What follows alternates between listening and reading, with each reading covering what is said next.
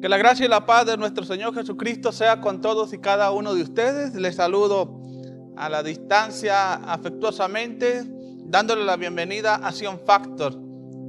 Gracias por acompañarnos. El tema que vamos a meditar en el día de hoy es porque de tal manera. El mes de diciembre es un mes muy significativo para el cristianismo.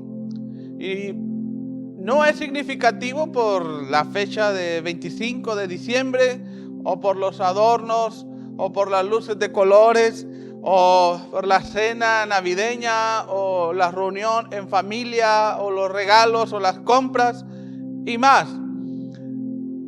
El mes de diciembre es especial para la comunidad cristiana porque se conmemora la venida de Dios en forma humana a este mundo, la entrada de Dios a nuestro mundo. Y eso es lo central de la Navidad. La Navidad tiene por motivo a Jesucristo. El hecho de que Jesús nació independientemente de la fecha. Eso es lo más importante y esencial de la fecha navideña.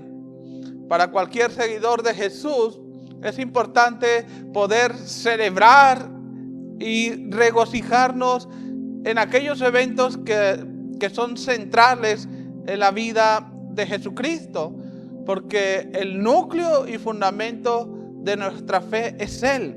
Entonces, creo que es válido poder nosotros celebrarlo y magnificarlo en cualquier tiempo. Sin embargo, vemos que cada año muchos cristianos se enfrentan al dilema en estas fechas. Y el dilema es que algunos tienen dudas y se preguntan si deberían los cristianos celebrar la Navidad o deberían de abstenerse. Y la verdad, estas son cuestiones que preocupan a creyentes sinceros, porque siempre se busca hacer la voluntad de Dios y no quiere ir más allá de lo que la palabra de Dios nos manda. Entonces las dudas son sinceras y son válidas. Por eso la intención de este mensaje es presentar algunos razonamientos para tener una visión equilibrada y balanceada sobre la Navidad. Miren, hay algunos argumentos en contra de la observancia de la Navidad y quiero comenzar con eso. Por ejemplo, un primer argumento sería que la Navidad promueve el materialismo. Y dirán, pastor, el nacimiento de Cristo se ha secularizado, se ha perdido el verdadero significado y el propósito de la temporada. Solamente es puro negocio. Es cierto eso, pero el hecho de que se haya tergiversado las cosas no significa que sea algo malo o algo incorrecto participar de la Navidad. Por ejemplo, el enemigo ha distorsionado la Biblia y no por eso la desechamos. El enemigo ha distorsionado la familia y no por eso la desechamos. El enemigo ha distorsionado el matrimonio, no por eso la desechamos. El hecho de que el mundo y Satanás hayan tergiversado y el mundo de hoy haya hecho de la Navidad un mal uso o no,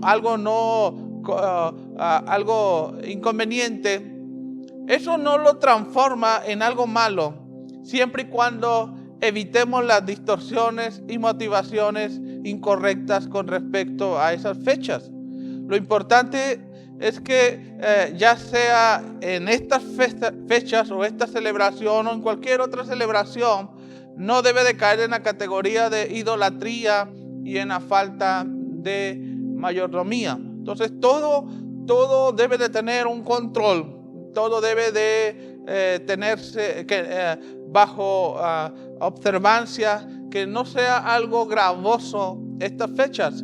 Uno no debe de convertir estas fechas en algo que se convierta en una carga o algo pesado o que nos desfondemos económicamente. No tendría que pasar eso. Entonces, lo esencial, a final de cuentas, es Jesús. Y eso es lo que nosotros celebramos en estas fechas. En el segundo argumento que encontramos para no celebrar la Navidad es que las Escrituras o la Biblia no lo autorizan. Que alguien podrá decir, pastor, la Biblia es clara. Ni un texto en toda la Biblia nos motiva o enseña o nos indica celebrar la Navidad o el nacimiento de Jesús en estas épocas o en estas fechas. Algunos otros aseguran que sí hay citas directas o hay pasajes directos sobre prohibir la Navidad y en especial el uso del árbol de la Navidad. Por ejemplo, Jeremías capítulo 10.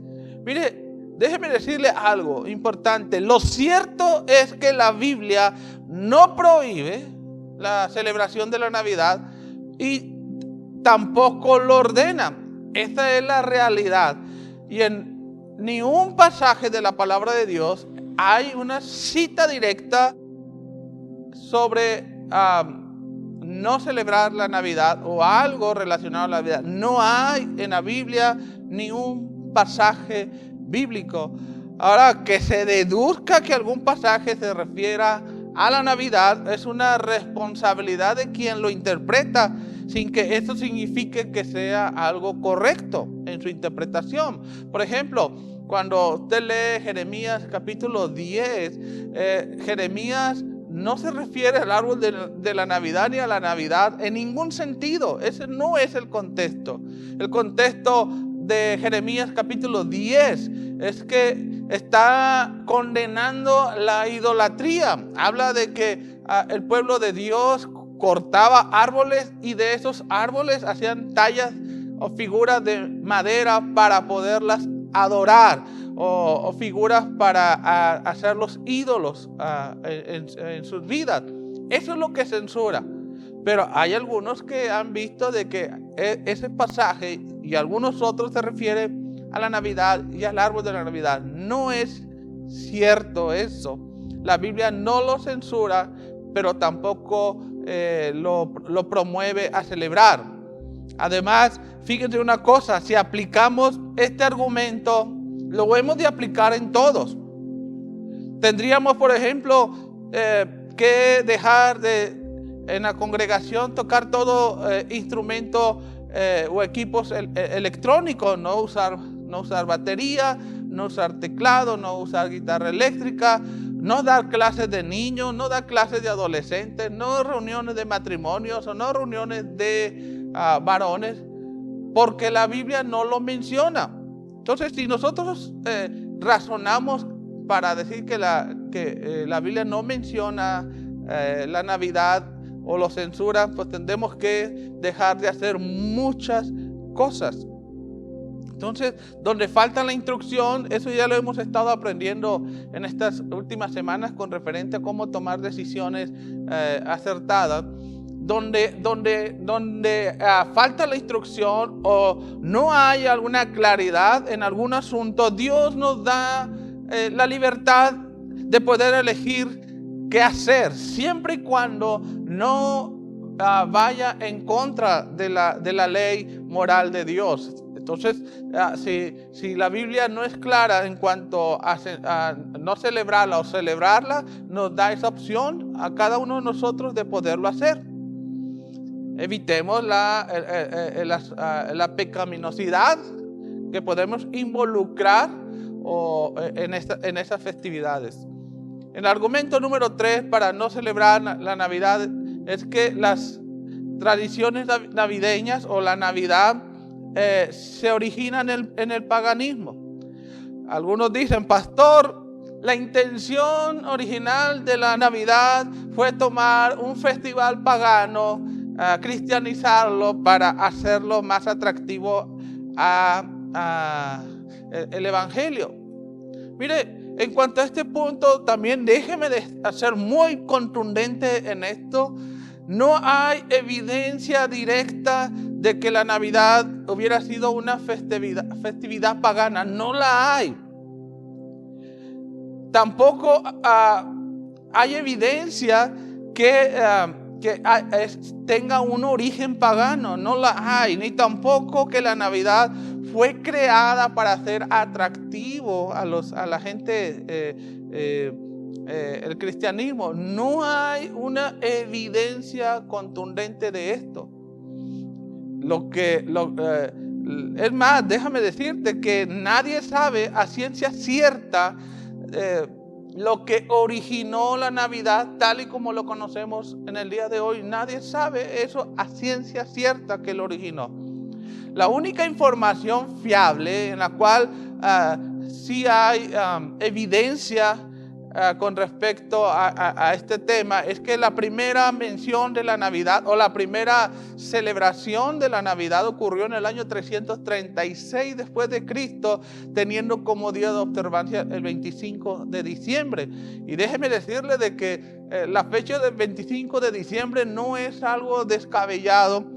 Hay una cierta evidencia y lógica y buenos argumentos para sostener que Jesucristo probablemente haya nacido el 25 de diciembre. Pero independientemente, nosotros no celebramos un día, ni el 25 de diciembre como seguidores de Jesús.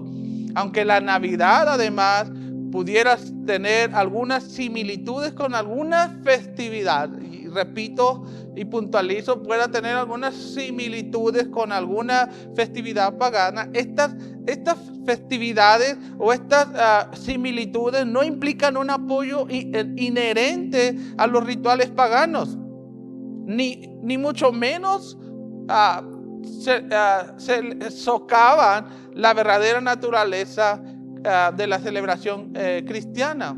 Ahora, si razonamos bajo este argumento de rastrear el origen, para determinar si algo es bueno o algo es malo, pues tendríamos que dejar de hacer muchísimas cosas que ya hacemos en la vida cristiana. Por ejemplo, para empezar, tendríamos que cambiarle el nombre a los días de la semana. ¿Saben por qué? Porque el origen de los días de la semana, lunes, martes, miércoles, jueves, viernes y sábado y domingo, tienen su origen o están inspirados en un Dios pagano. Entonces, si nosotros bajo ese razonamiento decimos no a la Navidad, pues vamos a tener que cambiarle los nombres a los días de la semana. Y déjeme decirle peor aún, que si bajo este argumento, pues no tendríamos que usar perfumes, desodorantes, pinturas para rostro, pinturas para cabello, labiales. Tampoco tendríamos que usar las redes sociales. Entonces, si pensamos o razonamos bajo este argumento, vamos a tener que aplicar en todos los aspectos de nuestra vida. Mire, lo cierto es que los significados con sus creencias antiguas y sus asociaciones se perdieron con el tiempo. Además que nuestra motivación no es honrarlos, adorarlos o depender de ellos. Por ejemplo, cuando llega el sábado, tú no piensas, pues vamos a adorar al dios itálico de Saturno y le vamos a prender incienso, ¿verdad? Porque este es su día. No hacemos eso. Llega sábado y lo que pensamos es día de descanso. Entonces, quise compartir estos tres argumentos, son los principales argumentos para quienes no quieren celebrar la Navidad. Pero como he señalado, no hay nada que temer en ese sentido. Usted tiene la posibilidad y la libertad de hacerlo, celebrarlo o no celebrarlo. Mira lo que dice el libro de Romanos en el capítulo 14.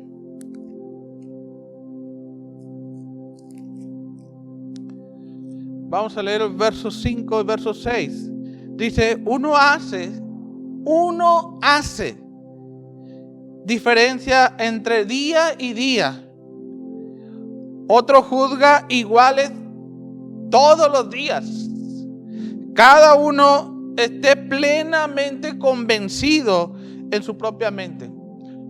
Y en estos vasos, lo que señalaba hace un momento, tú tienes la libertad de elegir si celebrar o no la Navidad. Pero aquí lo que dice la palabra de Dios es que tú tienes que estar plenamente convencido en tu propia mente. Verso 6 dice, el que hace caso del día, lo hace para el Señor. Y el que no hace caso del día, para el Señor no lo hace. El que come para el Señor come porque da gracias a Dios. Y el que no come para el Señor no come y da gracias a Dios. Entonces, este pasaje en especial ofrece un principio muy útil en cuanto a elegir o determinar si celebras o no en este mes la Navidad. La Navidad o celebrar la Navidad depende de tu convicción. No celebrarla depende de tu convicción. Si por tu conciencia quieres hacerlo, hazlo. Si por tu conciencia no lo quieres celebrar, no lo hagas. Tú eres libre de celebrarlo, también eres libre de no hacerlo. Romanos capítulo 14, verso 23 dice, pero si tienes dudas acerca de si debes o no comer algo en particular, y podemos hacer extensiva la idea de celebrar o no la Navidad, si debes comer algo o no en particular, dice, entonces es pecado comerlo, pues no eres fiel a tus convicciones. Si haces algo que crees que está mal, pecas. Entonces, sea lo que decidas hacer, celebrarla o no, la condición es que has de estar completamente convencido y muy seguro y sobre todo bien informado en tu propia mente y corazón. Si vas a celebrar Navidad, no lo hagas porque todos lo hacen. Y si te vas a abstener en celebrarlo, no lo hagas por la presión de otros. En cualquiera de los casos, tú debes de tener plena convicción y seguridad de lo que vas a hacer para que sea con fe. Todo se resume a la libertad que tenemos en Cristo. Y en lo personal creo que no se trata de boicotear o practicar la Navidad, sino de observarla de una manera correcta. Creo que como seguidores de Jesús podemos recuperar la esencia de la Navidad en nosotros mismos y en nuestras familias. Porque recuerden, Jesucristo es el motivo de la Navidad. Ahora, quiero compartir algunas ideas. ¿Cómo celebraría un cristiano o cómo ha de celebrar un cristiano la Navidad? ¿Cómo celebrar y observar la Navidad? Déjame darte algunas ideas de lo que puedes hacer en esta fecha que ya estamos. Número 1, lo haremos recordando la gran verdad de la encarnación de Dios. Esto es Navidad. No perdamos de vista que Jesucristo es el fundamento del cristianismo y la encarnación es algo central en la vida cristiana, porque ser cristiano significa precisamente creer y aceptar que Jesús es Dios y Salvador de nuestras almas. Esa debe de ser una convicción muy fuerte en cada seguidor de Jesús, que Jesucristo es Dios y Salvador de nuestras almas. Jesús fue divino y humano a la vez. Fue 100% Dios y fue 100% hombre. Primera Timoteo 3:16 dice que Dios fue manifestado en carne. ¿Quién fue manifestado en carne? Dios. Dice, fue revelado en un cuerpo humano. Juan 1:1 dice que la palabra ya era antes de que todo comenzara o de que todo existiera. Dice, y aquel que es la palabra era Dios. El verbo era Dios. El verbo ya existía y el verbo era Dios.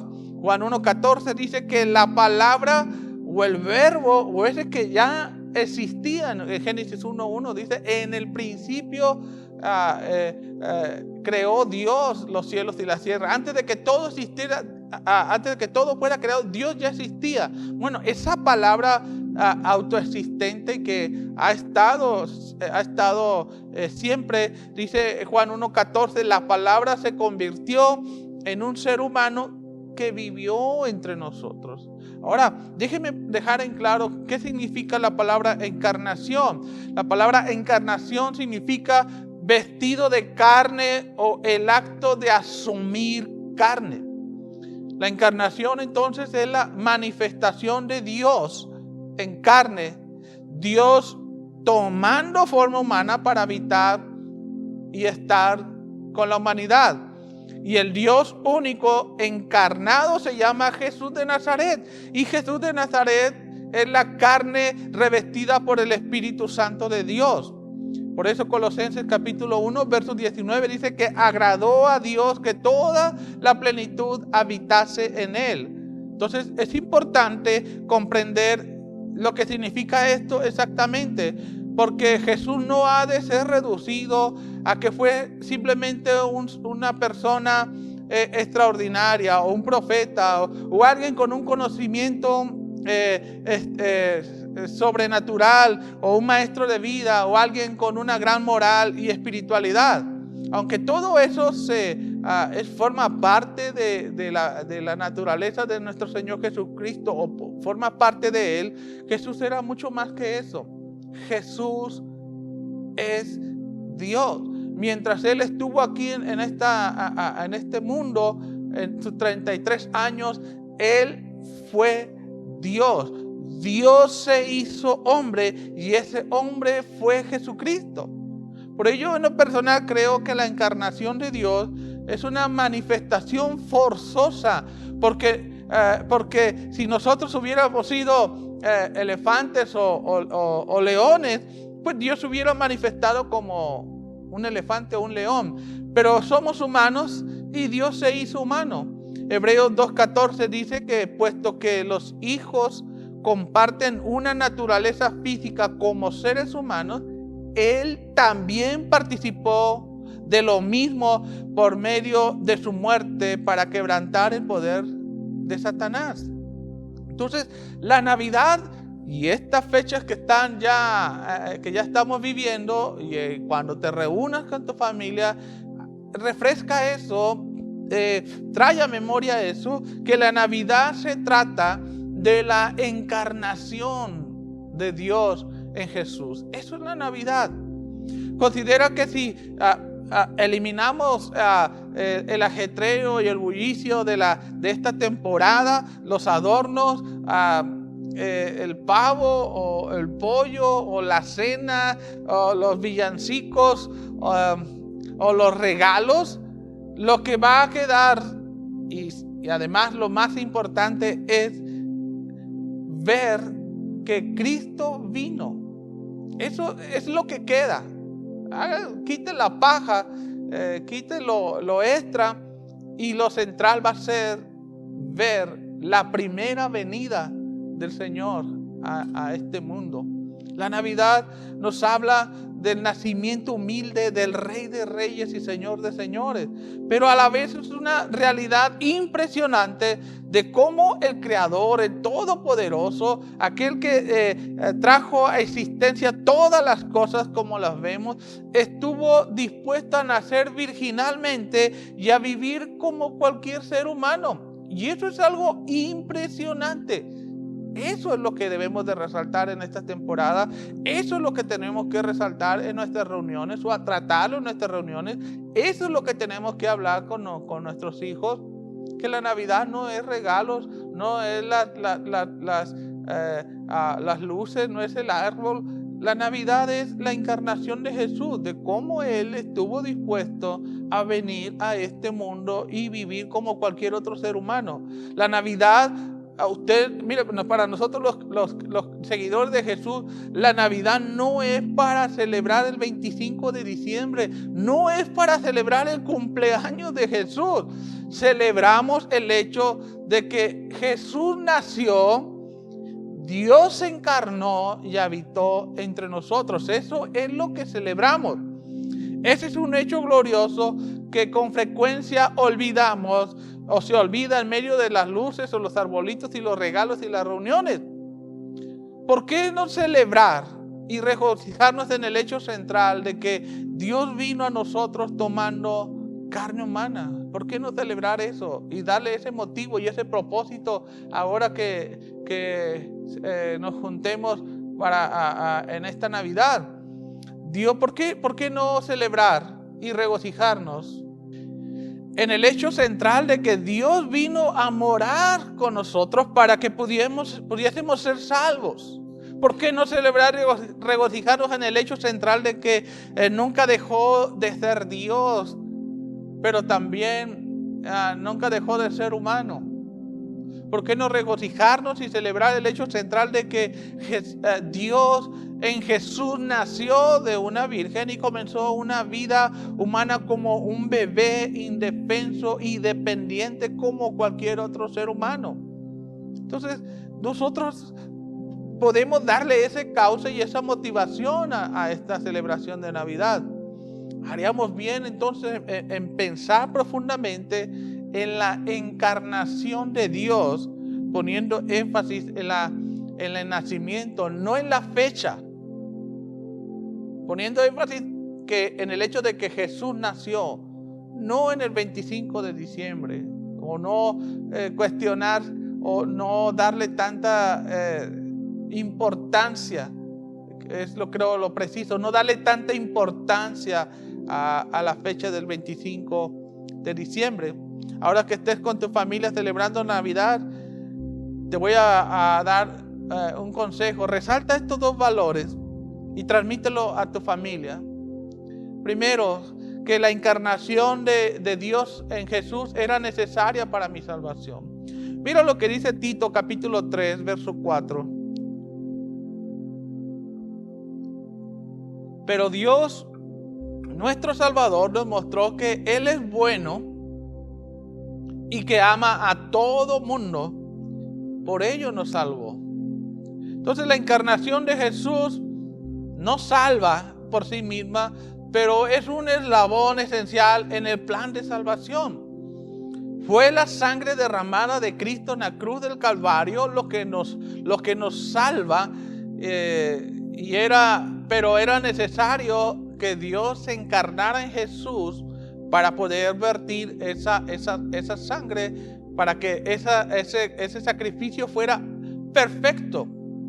Hebreos 2:17 dice que para poder ayudarnos tenía que hacerse igual a nosotros, sus hermanos, para ofrecer un sacrificio que quitara los pecados. Ahora, Dios no puede morir, pero el Dios hombre sí podía morir, y así fue. Lo que murió en la cruz del Calvario fue la humanidad de Jesús de Nazaret, y ese sacrificio fue por ti y por mí para salvarnos y reconciliarnos con Dios. Ahora, si no hubiera venido y nacido en el mundo, no habría obra salvadora ni redentora. Entonces, Dios se tuvo que encarnar en Jesús para morir y darnos salvación. Lo segundo que te pido ahora que estés celebrando Navidad en tu familia, el segundo valor que quiero que puedas resaltar, o el segundo valor que puedes compartir en tu familia, es que la encarnación es la más grande muestra del amor de Dios. Algunos dicen que la cruz del Calvario es la más grande muestra de amor. No comparto con esa idea. La cruz del Calvario es la más grande muestra de justicia que puede haber. Pero la más grande muestra de amor es el hecho de que Dios estuvo dispuesto a encarnarse o a venir en Jesús.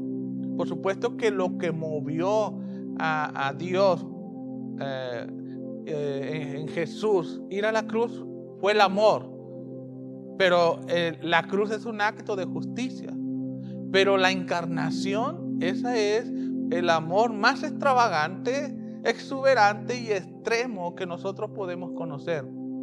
Filipenses 2, 6 al 8 dice, el cual siendo en forma de Dios, no estimó ser igual a Dios como a cosa a que aferrarse, sino que se despojó a sí mismo. Algunas otras versiones dicen esas líneas, renunció a sus derechos divinos. Se despojó a sí mismo tomando forma de siervo o humano, carne, hecho semejante a los hombres, y estando en la condición de hombre, se humilló a sí mismo, haciéndose obediente hasta la muerte y muerte de cruz. Mira, ningún acto humano de amor podría compararse con este acto de amor de Dios por ti y por mí. Venir a este mundo en forma humana. El hecho de que Dios voluntariamente se atreviera, y lo digo con esa palabra específica, se atreviera a rebajarse y a humillarse al tomar forma humana, hermanos y hermanas, eso sí es amor del bueno.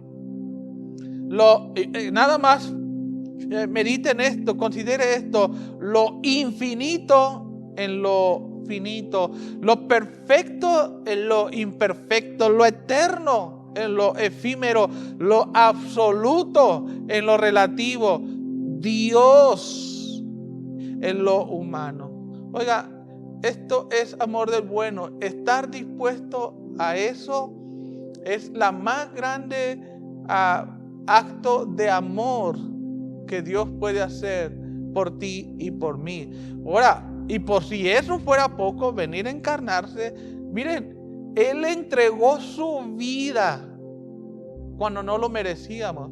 A veces, pues, los héroes, pues, están dispuestos a dar su vida por gente buena, ¿verdad? Pero difícilmente alguien estaría dispuesto a dar su vida por gente mala, o estaría dispuesto conscientemente a dar su vida por personas que son peligrosas o maleantes.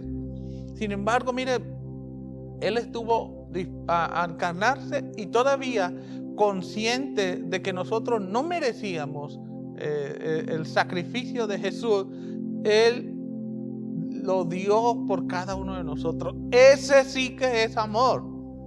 Juan 15:13 dice, nadie tiene mayor amor que la persona que entrega su vida por sus amigos. Mire, el amor nos hace hacer cosas excepcionales. La encarnación, entonces, es sin duda la epítome del amor de Dios. Entonces, lo que realmente estamos haciendo en este tiempo de Navidad es celebrar el hecho de que Dios entró a nuestro mundo en la persona de Jesús. ¿Cómo un cristiano ha de celebrar y observar la Navidad? En segundo lugar, lo haremos con adoración reverente. La primera decía, recordando la verdad de la encarnación. Lo segundo es, lo haremos con una oración reverente. Oiga, de eso se trata la Navidad. Adoración pura para nuestro Señor y Dios. La Navidad se trata de adorar a Cristo antes de cualquier otra cosa.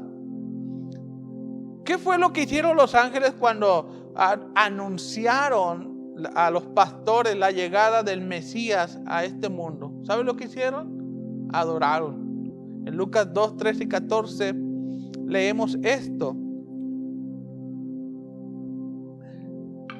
Dice, de pronto muchos ángeles aparecieron en el cielo y alababan a Dios cantando. Gloria a Dios en las alturas y en la paz tierra en la tierra paz para todos los que ama. ¿Qué fue lo que hicieron los pastores después de ver con sus propios ojos al Mesías? ¿Saben lo que hicieron? Adoraron por igual. En Lucas 2:20 dice, los pastores regresaron a cuidar sus ovejas y por el camino iban alabando y dando gracias por lo que habían visto y oído. La Navidad es adoración. ¿Qué fue lo que hicieron aquellos hombres sabios de Oriente cuando conocieron a Jesús, Rey y Mesías? ¿Sabe lo que hicieron? Adoraron. Mateo 2:11 dice que cuando entraron a la casa vieron al niño con María, su madre, dice, se arrodillaron para adorarlo. La Navidad, amada iglesia, se puede celebrar en honor a Jesucristo. Y en eso no hay nada indebido, no hay nada incorrecto o hay algo inmoral. Primero de Corintios 10:31 dice, siempre que ustedes coman o beban, hagan cualquier cosa, dice, háganlo para honrar a Dios. Independientemente de cualquier fecha, o a este pasaje no dice, excepto el 25 de diciembre. No. Coman, beban o hagan cualquier cosa, háganlo para honrar a Dios. Entonces, en esta fecha desafíate a ti mismo que serás intencional en recordar más detenidamente la gran hazaña de Dios al nacer en Belén de Judea. ¿Sabes lo que se necesita para ser un gran adorador del verdadero Dios? No perder la capacidad de asombro. El asombro es la actitud de reverencia y respeto dirigida a Dios. Es lo que leímos en el libro de Proverbios. El principio de la sabiduría es el temor a Jehová. Eso es, el temor es asombro. Es la actitud de reverencia y respeto dirigida a Dios. Alguien dijo, lo único que necesitamos para convertirnos en buenos filósofos es la capacidad de asombro. Añadiría, lo único que necesitamos para convertirnos en buenos discípulos de Cristo y buenos adoradores es la capacidad de asombro. Es la capacidad de tener una profunda reverencia, una conciencia de respeto dirigida a Dios. Pero parece ser que conforme pasan los años, esa capacidad de asombro disminuye, porque vemos tantas cosas y escuchamos tantas cosas que ya nada te sorprende. Por eso hoy vemos imágenes o vemos en la televisión, en los medios digitales, cosas sin censura, porque ya la gente ya no se impresiona o se queda maravillada o admirada o asombrada por lo que pueda estar sucediendo. Se ha escuchado tantas veces sobre el nacimiento de Jesús, o tú tal vez has escuchado tantas y tantas veces sobre el nacimiento de Jesús que ya hasta te enfada, o ya ni siquiera quieres pensar en ello, o ya te aburre, y ni siquiera tratas o hablas de ese tema del nacimiento de Cristo, cuando debería ser todo lo contrario. A nosotros seguidores de Jesús, cada vez que pensamos en el nacimiento de Cristo, cada vez que pensamos en la encarnación de Dios en Jesús, tendría que fascinarnos y tendría que maravillarnos. ¿Cómo es posible? Considera esto. ¿Cómo es posible que el Todopoderoso nació virginalmente? Por eso Proverbios 24, 28, 14 dice, bienaventurado el hombre que es reverente. Y ya les decía, la persona reverente es una persona que se asombra, se maravilla y admira profundamente las acciones de Dios. Tiene temor de Dios. En la Reina Valera, de hecho, de eso dice, bienaventurado el hombre que tiene temor de Dios, o es reverente, o tiene esa capacidad de asombro por lo que Él ha hecho y por lo que es Él. Pero continúa el Proverbio 28, 14, pero el que endurece su corazón caerá en la desgracia. Si tú consideras, déjame decirte, si tú en esta temporada comienzas a considerar a detalle la gran aventura de Dios al venir a este mundo, ¿sabes qué es lo que va a pasar? Va a terminar por maravillarte por semejante atrevimiento. Sé intencional en estos días de Navidad, en esta fecha navideña. Sé intencional en pensar en eso, en meditar profundamente en esta gran aventura de Dios de venir a este mundo. En cierto sentido, pues alguien puede decir, pastor, pero todos los actos de Dios son motivos legítimos para quedar asombrados. Pero, amados hermanos y hermanas, el acto de la venida de Dios a este mundo, el primer acto de la venida de Dios a este mundo, la encarnación del Eterno en Jesús, eso es algo superlativo, extraordinario e inigualable, porque la hazaña de Dios está, y esa hazaña de Dios está mucho más allá de lo que nosotros podemos comprender o de nuestra comprensión humana. Este asombro precisamente es el que nosotros debemos de tener. Por eso sé intencional en meditar una y otra vez. Mire, estoy convencido de que si tú comienzas a ser intencional en pensar en esa encarnación de Dios y cómo se atrevió a venir, mira, esas capas de durezas en el corazón, como las cebollas, se van a ir quitando, se van a ir ablandando hasta quedar un corazón sensible por el influjo de los actos de Dios. Medita tan solo en esto. Medita en esto, detenidamente. Dios se hizo carne. Tan solo medita en eso. Dios se hizo carne. Ahora pregúntate, ¿cómo puede ser esto posible? Mire, si nosotros comenzamos a razonar tan solo en esto, Dios se hizo carne, seguramente no lograremos dimensionarlo del todo, ni entenderlo del todo, pues precisamente por esa razón ha de asombrarte, ha de maravillarte y por consiguiente adorarlo. Y decirle, Señor, de verdad eres extraordinario. Señor, de verdad eres maravilloso. Tú estás mucho más allá de nuestra comprensión.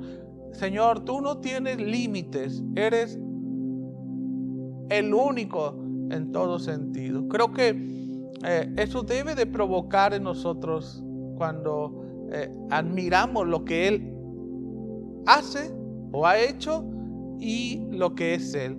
En esta Navidad, por lo tanto, regocíjate y glorifica y adora tal y como lo hicieron los ángeles, los pastores y los sabios de Oriente. ¿Cómo un cristiano ha de celebrar y observar la Navidad? En tercer lugar, lo haremos para compartir el Evangelio. No olvides que Jesús es el motivo de la temporada de la Navidad. Y la gente está más abierta y más sensible al Evangelio durante esta época. Por ello tú has de tomar cada oportunidad y toda oportunidad para compartir tu fe y ese amor de Dios por la humanidad. Comparte con otros lo que Jesús ha hecho con tu vida. Comparte con otros la gracia salvadora y redentora a través de Jesucristo. ¿Sabes por qué lo has de compartir? Porque no sabes qué efectos va a traer en sus vidas. Y déjeme decirle algo importante. No sé si ustedes saben, pero irónicamente el mes de diciembre y el mes de enero aumentan los cuadros represivos y los suicidios. Por eso te decía hace un momento, tú comparte, habla de Jesús. Puedes traer esperanza a una persona que está pensando en tomar una decisión totalmente equivocada. Habla de Jesús, comparte de Jesús. Eso puede inclinar la balanza para que esa persona pueda buscar del Señor. Por ello es importante tomar cada oportunidad para testificar. Mire, suele pasar que al leer la Biblia, muchas veces se pasan por alto detalles que podrían ser de gran beneficio, pero también de tener un gran entendimiento de la voluntad de Dios. Este es el caso cuando leemos la historia de los pastores que recibieron el anuncio por parte de los ángeles. ¿Se ha puesto a pensar o se ha preguntado alguna vez cómo fue que los pastores dieron con José y María? Porque leer ahí Lucas capítulo 2, cuando los pastores estaban cuidando el rebaño, dice que se apareció la multitud de ángeles y se les anunció la llegada del Mesías. Pero el ángel no le dijo, mira, vas a ir a tal calle o busca a tal persona o está en tal lugar. Ahí va a estar el Mesías. No le dio esos detalles a los pastores. Entonces, ¿cómo le hicieron? En lo personal, cuando pensaba en eso, bueno, la única posibilidad de que los pastores pudieran encontrar a Jesús era pues tocando casa por casa, preguntando si había nacido algún bebé en las últimas horas. Imagínese usted el esfuerzo de estos pastores por ir a encontrarse con Jesús. Examinaron cada casa, examinaron tal vez cada establo para encontrar al bebé. Pero aquí hay un detalle todavía mucho más importante. Y me agrada la idea de que al regresar ellos a cuidar sus rebaños, imagínense ese momento, ok, ya dieron ellos después de un rato de buscar e indagar dónde está el Mesías, ya lo encontraron, lo adoraron, dieron informe a José y María de cómo es que ellos se enteraron del nacimiento del Mesías, el nacimiento de Jesús. Pero ya después, cuando se despidieron y regresaron a cuidar sus rebaños, me gusta mucho la idea de que ellos regresaron a las casas donde tocaron para decirles las buenas nuevas de Jesús, testificaron de Jesús. Por supuesto, no es algo que dice la Biblia, pero lo que sí dice es esto. Lucas 2, 16 al 18 dice, fueron deprisa a la aldea y encontraron a María y a José, y allí estaba el niño acostado en el pesebre. Después de verlo, los pastores, dice, contaron a todos, es lo que dice. Ahora, por eso compartía, me gusta la idea de que tocaron a las mismas casas, a las mismas personas que preguntaron si había nacido un niño y le dijeron a ellos o les testificaron de Jesús. Dice, los pastores contaron a todos lo que había sucedido y lo que el ángel les había dicho acerca del niño. Dice, todas esas personas que escucharon, dice, todos los que escucharon el relato de los pastores quedaron asombrados. O en la Reina Valera dice, quedaron maravillados con lo que el testimonio de la llegada de Jesús Mesías. Entonces, no olvides que Jesús es el motivo de la temporada de Navidad y Dios usa cada persona, cada recurso, cada ocasión, cada mes y día del año para compartir sus buenas nuevas, aún el 25 de diciembre. Es verdad que la sociedad actual y Satanás han enturbiado y distorsionado el mensaje de Navidad a través del consumismo o del mito de Santa Claus o de los renos y Papá Noel. Y abriendo un paréntesis, estas son cosas que no deberían de formar parte de nuestra celebración de Navidad, porque nada tienen que ver con el nacimiento de Jesús. Sin embargo, no permitamos que eso nos distraiga de apreciar el verdadero significado de la Navidad. ¿Cuál es ese? Jesús vino a este mundo para redimirnos de nuestros pecados y reconciliarnos con Dios. Entonces, aprovecha cada oportunidad para compartir esta verdad. Oremos juntos. Amado Padre, gracias por la palabra de hoy. Muchas gracias, Señor. Reconocemos que grande y portentosa es tu sabiduría, amado Dios, que hace que todas las situaciones de nuestra vida cobren sentido. En estos momentos, Señor, queremos agradecerte ese extravagante y extremo amor que tú tienes por cada uno de nosotros. Es admirable, Señor, es asombroso, maravilloso. Cómo tú decidiste venir a este mundo, nacer y vivir como cualquier otro ser humano. Tal conocimiento es demasiado grande para mí. Alto es, Señor. Es difícil comprender ese amor.